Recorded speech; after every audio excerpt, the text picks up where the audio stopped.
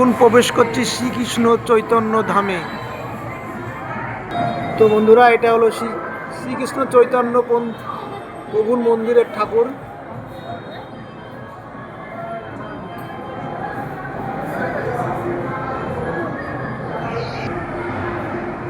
এখানে রাধা কৃষ্ণ তার সখীদের নিয়ে লীলা করছে, তো তার কিছু মুহূর্ত এখানে দেয়া রয়েছে।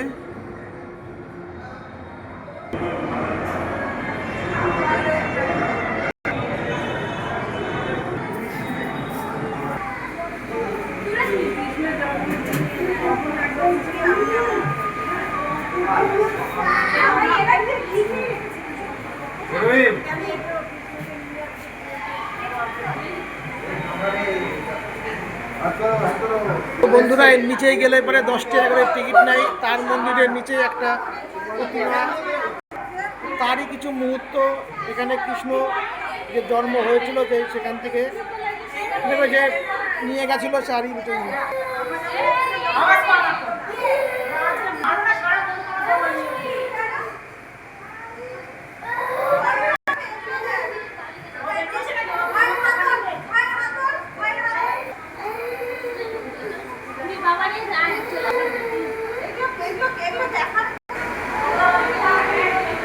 তো এর নিচেই না আসলে পরে খুব জিনিস মিস করবে। এই নবদ্বীপ ধামে আসলে পরে এগুলোতে অবশ্যই আসতে হবে। নবদ্বীপ ধামে আসতে গেলে দেখতে হবে।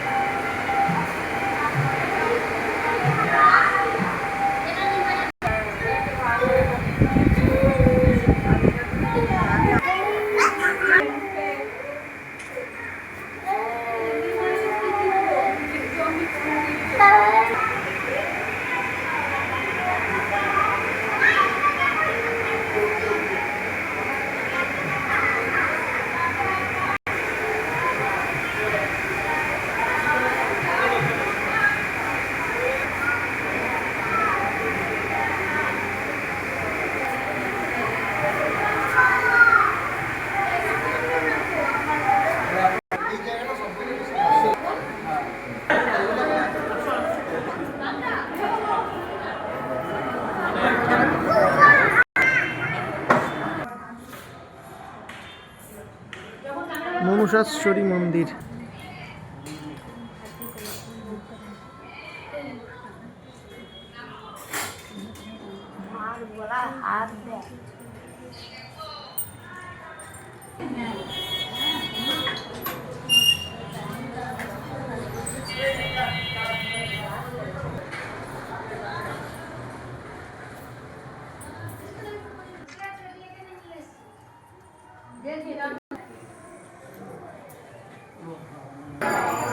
সোনার গৌরাঙ্গ ভিতরে এখন প্রবেশ করছি আমরা।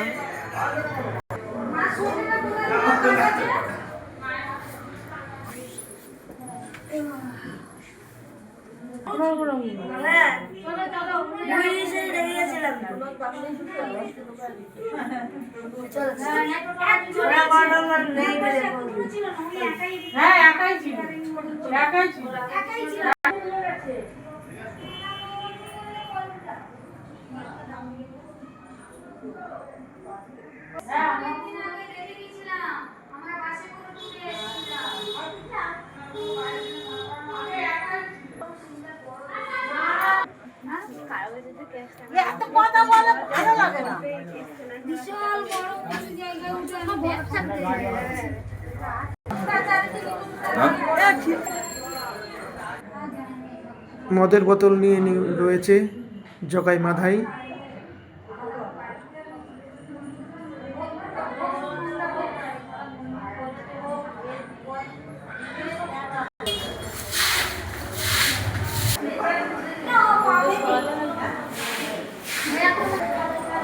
বন্ধুরা, নিমাইয়ের চকচকে খাট, এই খাটে নিমাই বলে শুয়ে থাকতো। আর এ একটা কোন এক সিংহাসনের দেবতা হয়তো থাকতো, কিন্তু এখন তাকে নামিয়ে দিয়েছে, শুধু কাঠটা রয়েছে।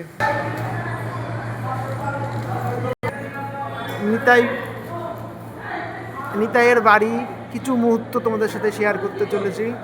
এর বাড়িটা এরকম সুন্দর করে সাজিয়ে গুছিয়ে রেখেছে।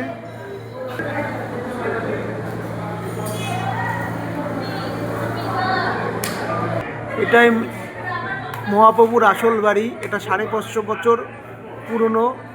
এই যেটা বানিয়েছিল বিষ্ণুপ্রিয়া, বানিয়েছিল এই দেবতাটাকে বিষ্ণুপ্রিয়া 550 বছর আগেকার সেই নিতাই এটা সেই আমাদের বিশ্বে খ্যাত নিতাই। এটা 550 বছর আগে এটা তৈরি করা হয়েছিল।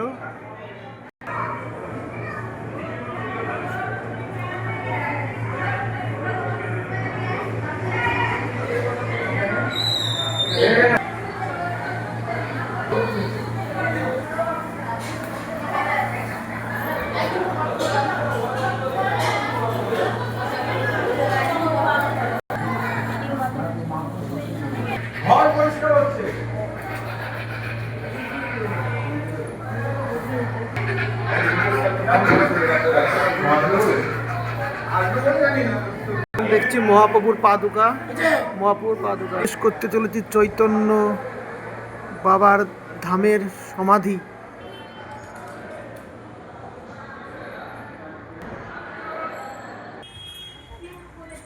এটা হলো সোনার গৌরাঙ্গ, আসল এটাই আমাদের সেই গৌরাঙ্গটা। আর এর আগে যেটা দেখছিল এটা হলো ডুপ্লিকেট গৌরাঙ্গ ছিল, এটা কিন্তু অরিজিনাল বড় আর পুরোটাই সোনার গৌরাঙ্গ। উনি হচ্ছেন সোনার গৌরাঙ্গ, নবদ্বীপের সবথেকে প্রাচীন মন্দির, আদি মন্দির। মহাপ্রভু যখন সন্ন্যাসে গিয়েছিলেন তখন ওনার মা সচী মা কাঁদছিলেন, স্ত্রী বিষ্ণুপ্রিয়া দেবী কাঁদছিলেন, ভক্তরা কাঁদছিলেন। সন্ন্যাস থেকে 5 বছর পর মহাপ্রভু একবার ধামে ফিরে আসেন, মায়ের কাছে অনুমতি নেওয়ার জন্য, স্ত্রী বিষ্ণুপ্রিয়ার কাছে অনুমতি নেওয়ার জন্য। সেই সময় বিষ্ণুপ্রিয়া দেবীকে চরণ পাদুকা দিয়ে যান, ওইটি ধামেশ্বর মন্দিরে আছে। আর ভক্তরা ওই সময় মহাপ্রভুর আদেশ নিয়ে এই সোনার গৌরাঙ্গ প্রতিষ্ঠা করেছিলেন। বিগ্রহের বয়স 450 থেকে 500 বছর।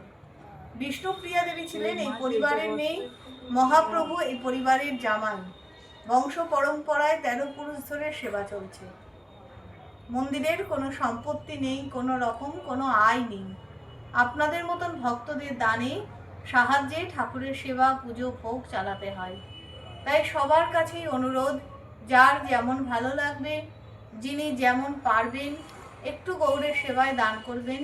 শুকনো প্রসাদ আছে, সবাই হাতে হাতে প্রসাদ নেবেন।